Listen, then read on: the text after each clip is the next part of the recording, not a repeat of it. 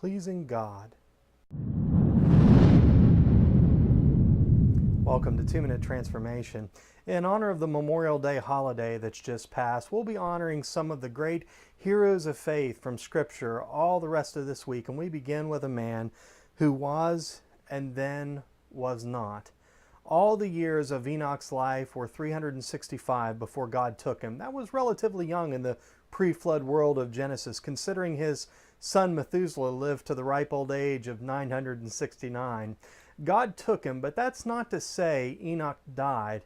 In fact, the writer of Hebrews recounts in chapter 11, verse 5, "It was by faith that Enoch was taken up to heaven without dying. He disappeared because God took him. For before he was taken up, he was known as a person who pleased God." You heard correctly. Enoch never died. But it's more than the extraordinary circumstances surrounding his departure. It's the testimony, the memorial that he left behind. Hebrews says, "For before he was taken up, he was known as a person who pleased God."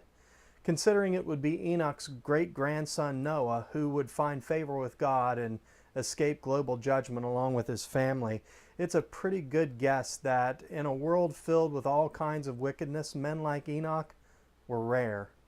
Nearly extinct, perhaps. Our world today is becoming increasingly twisted and evil, but God is still looking for people who please Him, whose priorities are set on the things that matter to godliness and righteousness. Brother Lawrence said, "Let us think often that our only business in this life is to please God. Perhaps all besides is but folly and vanity." There's nothing more needed in our world today than men and women who walk with God, and instead of trying to push the envelope of values and morality, will simply seek to truly please God in every way and be transformed.